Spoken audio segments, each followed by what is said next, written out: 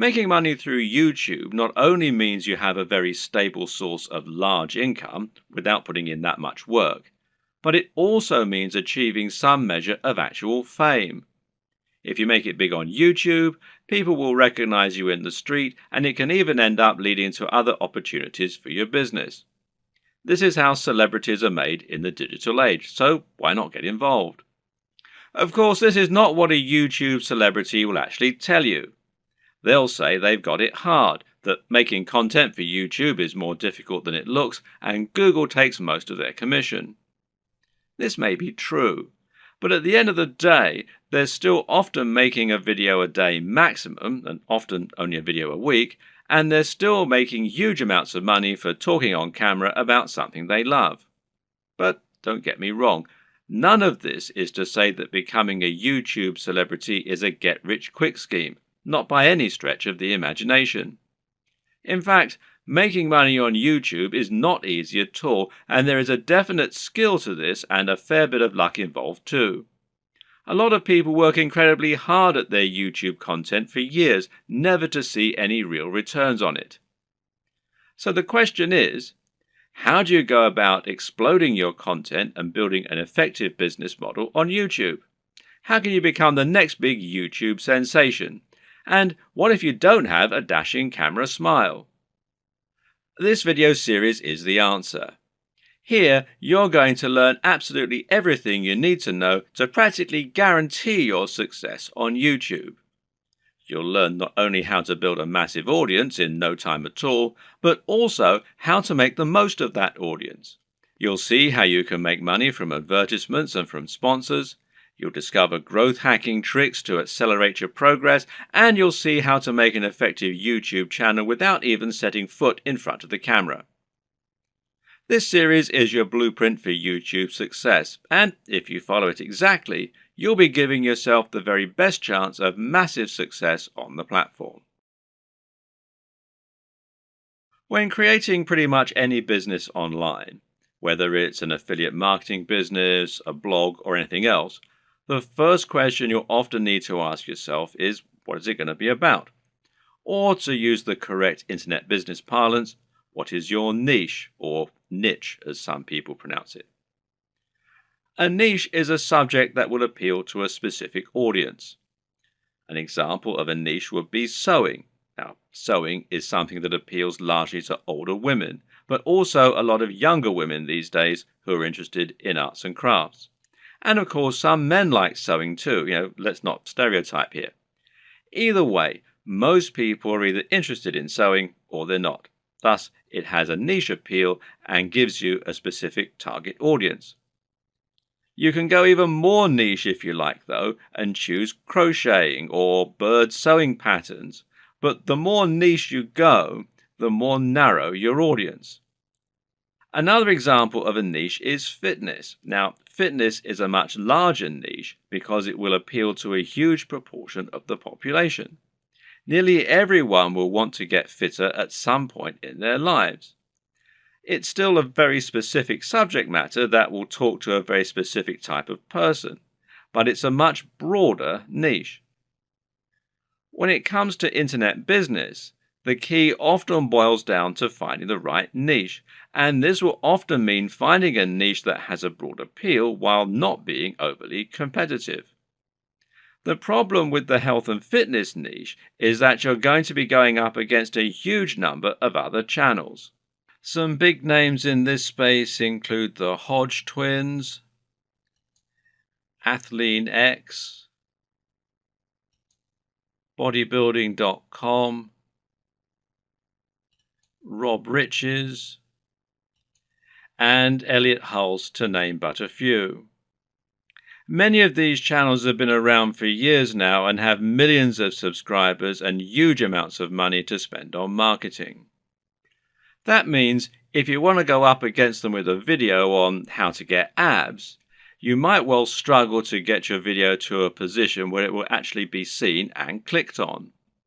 But on the other hand, a YouTube channel about crocheting cat patterns probably won't get looked for very often and will quickly reach its peak, leaving you with nowhere else to go, and of course a big cap on how much you can possibly earn. So you need to choose the right topic and to find that sweet spot. So how do you find your niche? A good option is to start with the bigger niches and then to focus down and find yourself a smaller sub-niche within the niche. So to start with, let's look at what the very biggest niches are and what the most lucrative ones are. In general internet marketing, the biggest niches are fitness, dating, self-help, and making money. This is because all of these subjects are things which have a hugely broad appeal and which will appeal to practically everyone. If you have the marketing budget, then you can reach the biggest potential audience this way. At the same time, though, these niches are huge because they have something else going for them: value proposition. Each of them has something very big and important to offer people, an emotional hook that makes people more passionate about a channel. So, for example, fitness isn't really just about getting into shape. It's about being more confident, sexier, healthier, and happier thanks to your training and your diet. People hope that by watching these channels, they can turn their lives around. The same goes for money and dating.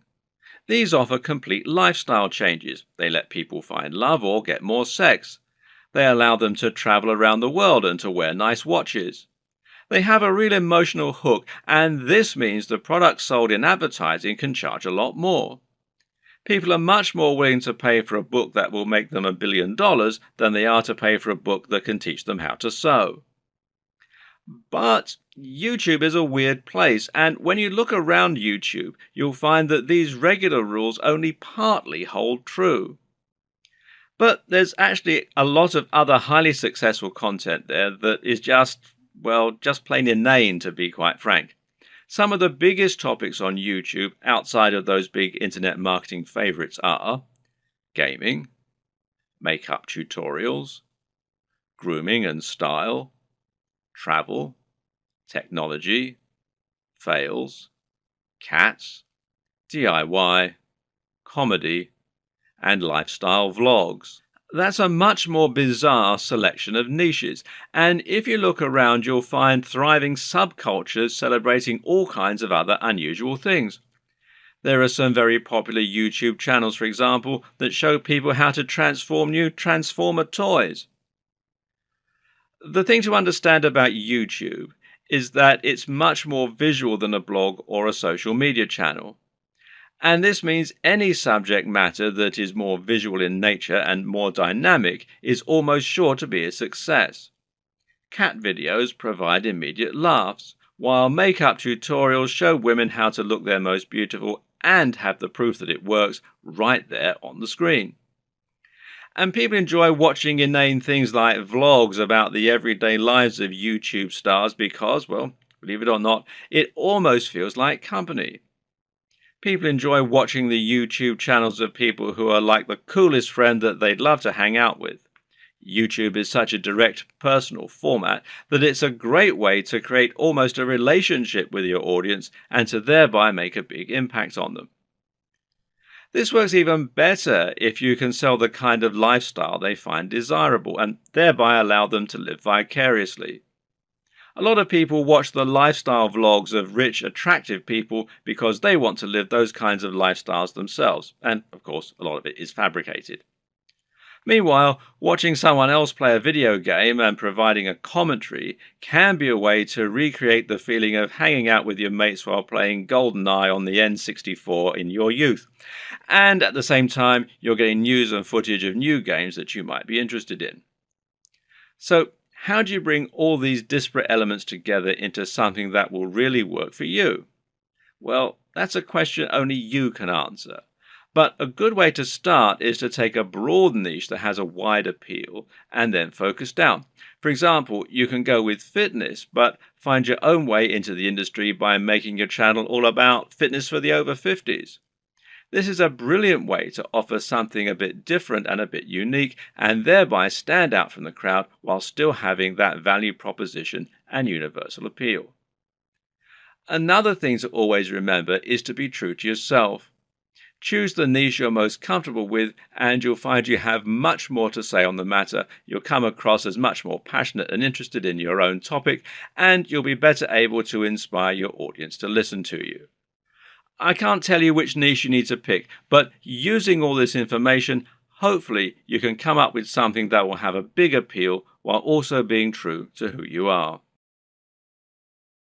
Before you dive into your content creation with both feet, let's rewind for a second and assess exactly what this will involve and what it means to be a YouTuber. How does one go about making money on YouTube, and how much can you expect to make?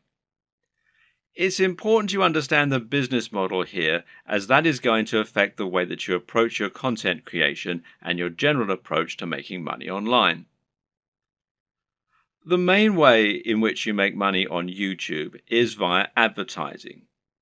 Google has its own advertising platform, and it uses this to allow companies and brands to pay to show their adverts on your channel.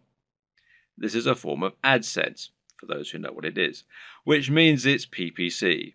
In plain English, this means the advertising uses a pay-per-click system, although you can also get paid when you get a certain number of complete views. In other words, you aren't getting paid a flat fee for your advertising or getting paid per month.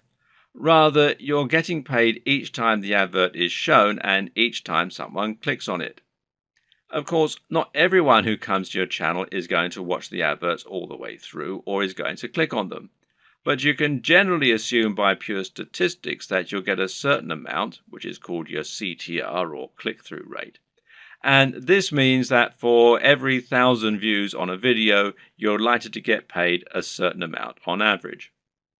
Now, this isn't very much, and to be honest, you're probably going to need hundreds of thousands of views daily in order to make a decent amount of money, and certainly if you hope to make a full-time living from YouTube.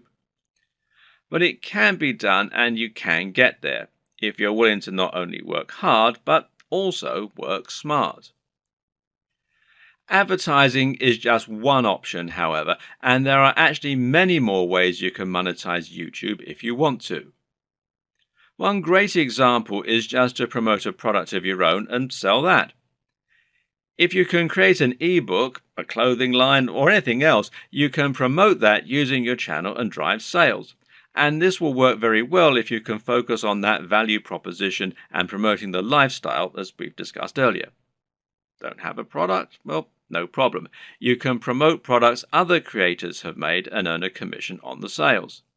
This is called affiliate marketing, and it pairs particularly well with YouTube, seeing as you can be very persuasive when people actually get to see you talking about the product in person, and you can even demonstrate it right on the screen. And finally, you can try and get sponsorship deals. Now, this works very well if you're in a visual medium like fitness, where it's common to get sponsorship from clothes manufacturers, supplement producers, and even companies that make training equipment. You can then demonstrate the products that you're promoting in your videos, and that way you can get a lot of exposure for them. Often these companies will pay per video, while in other cases they might pay a monthly fee, which is up to you to work out with them. Consider these factors and the type of monetization strategy you intend to use at the time that you create your channel idea. Different subjects will make it easier or harder to find sponsors, and generally a bit of pre-planning can go an awfully long way. The best way to make money on YouTube and become a massive YouTube celebrity is to actually get out in front of the camera and speak to your audience in person. You want them to get to know you, and you want to put your personality across in your videos. This will help to make you considerably more persuasive while simultaneously giving you many more options in terms of what you can create. And if you're going to do that, there's some crucial equipment and software you're going to need to invest in. This can be somewhat expensive, but if all goes to plan, it will pay for itself over time and it will be money well spent. Just as a note here, if you're not comfortable going in front of the camera, you can still be very successful with a YouTube channel, and this will reduce what you need to invest in. We'll discuss these alternative options in subsequent videos, so you can skip most of this one for now if that's your intention. Let's look at some of the hardware you'll need. Of course, the most basic hardware you're going to need is a camera. And this is what you'll use to capture your footage, and that means the quality of the camera is going to directly influence the quality of your videos. There are numerous factors to consider in this case. One is the resolution, and here you'll need at least 1080 pixels. For now, most people still do not have a 4K display, meaning that you don't need a 4K camera, and 4K creates very large video files which are hard to move around and edit. But if you want to offer the utmost crispness and also future-proof your setup, then choosing 4K is a great option. Another option is your frame rate. Now, this will generally be either 30 frames per second or 60 frames per second. Once again, 60 frames per second is an optional advantage which will make your footage that much more attractive and give it an almost too real sense of fluidity.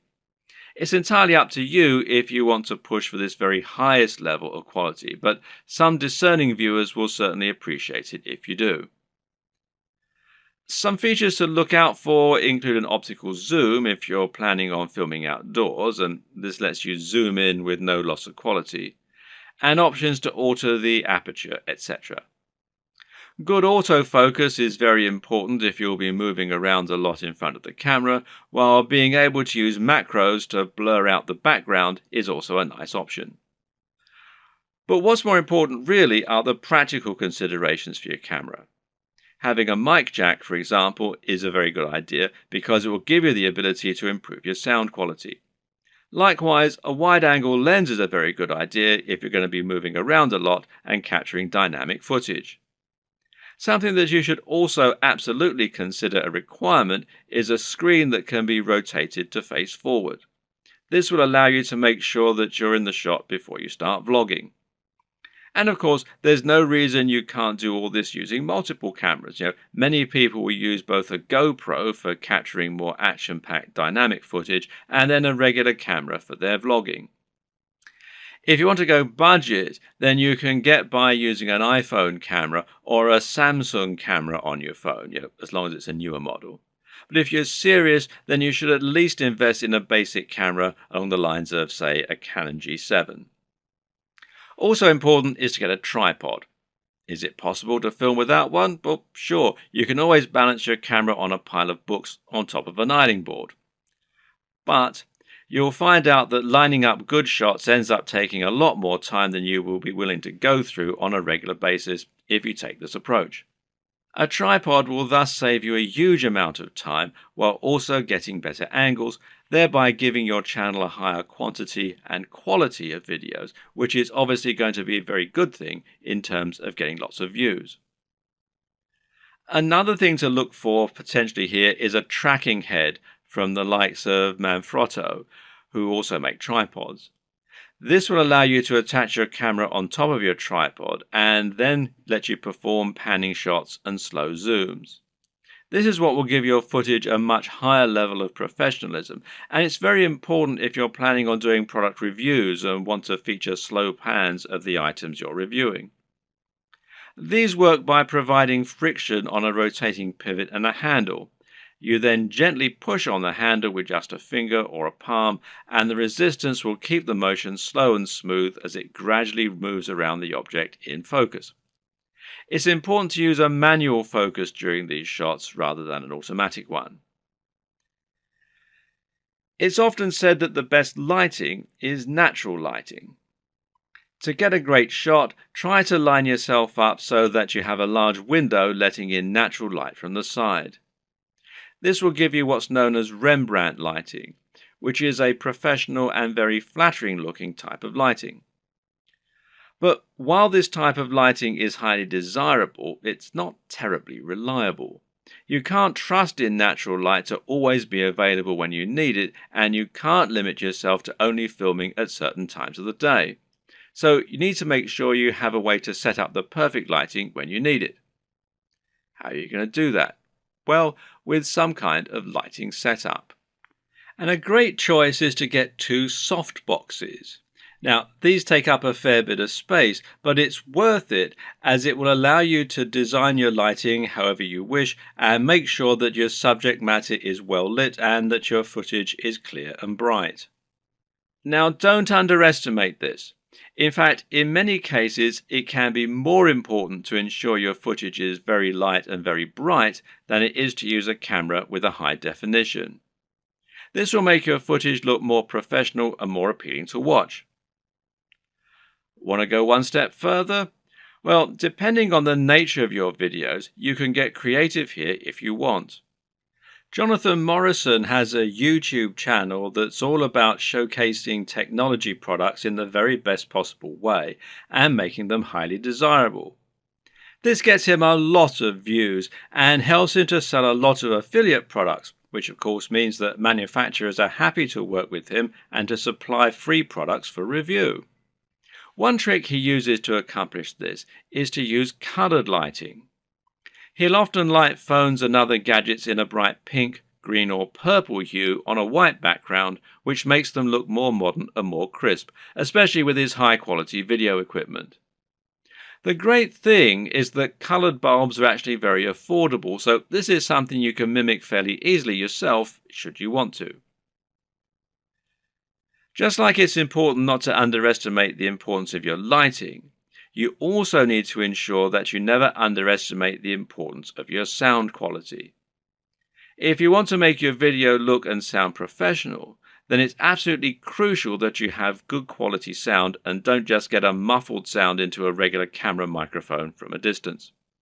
Things like acoustics matter, and even if your viewers don't notice the difference, they'll be able to feel the difference. Things like this make a massive psychological impact and can be the difference between a channel that has high production values and that people love to watch, and one that looks unprofessional and that nobody takes seriously. Fortunately, sound is a relatively easy thing to get right, and the best way to do this is with a basic external microphone. You can get a lapel mic, also known as a lavalier mic, easily enough, and then attach it to your phone or camera to record your audio at the same time. Better yet, find a high-quality microphone that you can plug directly into your camera's mic jack. The Blue Yeti Snowball microphone is one of the most popular choices among YouTubers right now, and it is a very affordable option that will provide a crisp and clear sound quality very easily.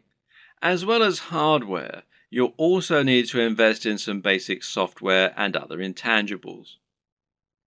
The most obvious thing here is your editing software, which you're going to use to take your footage and turn it into something that has a narrative structure and that's actually fun to watch.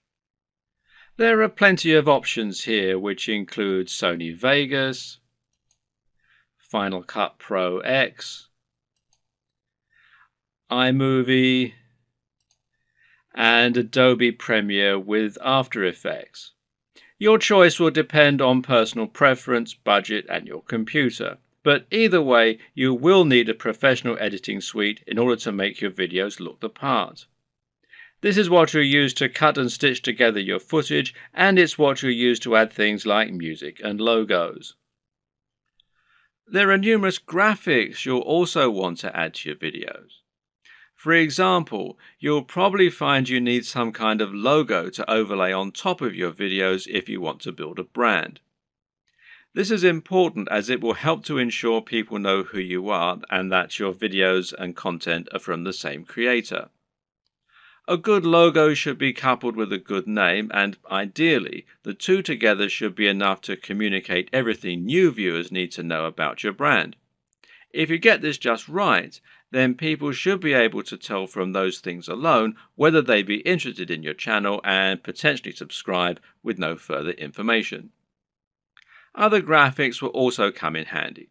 For example, you might want to use bottom thirds, which you will overlay on top of your video as a way to annotate what's happening on the screen. Then you might want to find some stock images that you can use to illustrate points that you're making or that you can use in conjunction with your recorded footage. On top of this, you'll need to look into video and sound for your videos. One important thing here is a video opener, which is a short clip that will play at the start of your videos and help you to further cement your brand while indicating that the video has started. Music can be very useful and would allow you to make your videos a lot more engaging while also being able to invite emotional responses. So, where do you find all these extra materials? One answer is to pay for your materials to be created on a site like Fiverr or Upwork. These sites will allow you to find freelancers who can create your materials for you and make them look very professional. Again, it's a small investment, but it's very much worth it, seeing as how much use you'll be getting out of these things. So once you have your equipment, you're ready to start creating your footage and uploading it to YouTube. So what's the average day like for a YouTuber? How do you go from start to finish and save yourself as much time as possible? Well, everyone works differently, but it's certainly worth coming up with a workflow to minimize the amount of time and effort that will go into making videos.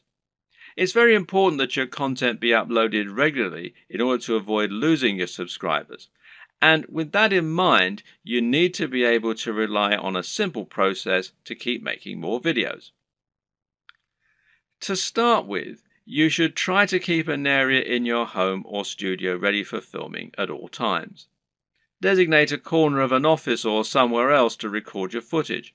That way, you won't have to get everything out and set everything up each time you want to film. It'll be there ready for you to go right away. This also means you can create a set for yourself and a backdrop. This is very important because it will once again greatly improve your professionalism. You don't want to record footage of yourself talking in front of an untidy bedroom with clothes strewn everywhere. Nor do you want to record in an untidy office or any other part of the home that just looks like someone's house, unless of course your niche is about something for the home. Rather, your aim is to make a professional looking set that will help to reinforce the lifestyle that you're trying to promote. Now, this might mean that you set up an area in your home to reflect what you're trying to say about yourself, and this could be a very clean and modern looking desk setup, for example, or it could be lots of comics and film merchandise. Another option is to use a completely white background, which is achievable with your lighting equipment and a white wall or even a bedsheet pulled taut, or to print out a large canvas or poster that you can use for your backdrop. Or you can use a system called chroma key and insert a background in post-production. Whatever you eventually decide, just make sure you have everything right where you need it, and you know just where to stand, and you have somewhere to prop a script. A good tip is to write yourself something of a script before you start, but to be generally quite relaxed in the way that you stick to this script. It's fine to work from it rather than reading it out verbatim. Another tip is to break your script down into lots of smaller pages. This way you can glance at the next section, perform it, and then move on to the next part. If you have a big enough storage card, then you can record everything in one take and then subsequently edit into a video that people will want to watch. But to do this, you also need to make it as easy as possible for yourself. You can do this by moving slightly each time you perform the next page. This will not only help you to see when you got the take right when looking at the footage in the editor, you'll know that the take just before you moved was the right one, but it'll also make it much more dynamic video as you'll be moving position on the camera as you speak. This makes it easier to edit in cuts too, as when you cut, you need to either keep your position the exact same or make it purposefully very different. You can't just move slightly, as this will look like an awkward twitch. Another tip is to clap at the start of each new section. Why? Because that will make it easier for you to see the audio spike in the editor. One more. When recording your footage, always leave long spaces before and after each take, and generally record much more than you think you're going to need. This will give you more to work with in editing. You should also set up your mic separately, remember, and if you're using a lapel mic, then you just need to plug in your phone and slip it in a pocket while you perform your shots. You can do this all in one take as well. Now, depending on the nature of your video, you might need to record some extra footage as well that you can use as inserts. A long video of someone talking is not normally very engaging, which is why you'll want to switch it up often with clips of other videos or with images. One way to do this is by collecting a B-roll. Now, this is insert footage of the product you're reviewing, of your location, or of anything else that is related to your subject matter. The way you'll then use this is to have your audio running continuously in the background and then switch the footage of you speaking for footage of your products or of the environment. Collecting B-roll is a definite skill and will involve using the tracking head and tripod as discussed earlier. Try checking out technology videos from the likes of Android Authority, Techno Buffalo, and The Verge, amongst others, and you'll find they always include shots of phones and computers next to pens and paper, or by running water, or in the middle of grass and plants. In any case, the environment helps to showcase the beauty of the design and engineering, and it makes the shot more interesting than just a simple shot of a phone in someone's hands. This shows off that lifestyle again, and it makes everything look attractive and desirable. Once again, you can always record more than you think you're going to need. You've been surprised of just how quickly you can run out of B-roll while talking, so get as many shots as you can possibly think of. You can also use other types of insert footage. For example, you might want to use footage of yourself working out while talking about fitness, or you might want to use clips from other YouTube videos, being careful about copyright, of course. The latter you can accomplish by using various tools that allow you to download YouTube videos. A good choice is Hyper for YouTube, which you can download for free from the Windows Store. There are all manner of other ways to collect fun footage too. How about using a time-lapse, for example? Timelapse Pro is an app for Android, iOS and Windows, and it's perfect for creating time-lapses of all kinds of things. Once everything is done, you're ready to edit your video. Open it up in your chosen video software and import it along with all the additional graphics, sounds and other materials you intend to use. You now want to sync up your audio to your video, and most programs offer easy ways for you to do this.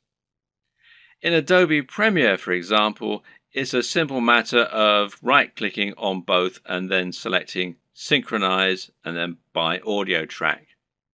Now the audio will be in sync, and you can just put the video on mute so that it's replaced by the high-quality audio you recorded separately. Now, just link the audio and the footage so that any edits you make will affect both, as though they were recorded at the same time from the start. You'll want to line all this up so that you have all your footage in order and so that there are no awkward pauses. It's also important to keep things moving and to keep things dynamic all the way through. If you're using lots of B-roll, then you should make sure you move from panning shot to panning shot. It should never be motionless or you'll lose focus. So make sure that you record lots of footage so that you have lots to work with, but then edit heavily too so that you're losing lots of it. Once everything is in order and the sound is lined up, you can then start to insert your extra footage and lay this over the top, intersperse it. Normally, you'll keep the audio going continuously and just cut back your video as you do this. If you watch the aforementioned Android Authority videos, then you'll notice that they tend not to have much of themselves talking at all. They have a clip at the start and at the end, and perhaps one or two in the middle, and the rest is all B-roll. Finally, try adding the video opener, any bottom thirds, and your logo and your music, and make sure that you get the audio balance right with the music, and consider using a small introduction before the opener. These final touches will give your video a real air of professionalism while helping to really drive home your branding. Now you just need to save your video in a format that YouTube likes, such as MP4, and then start to upload it to your YouTube account.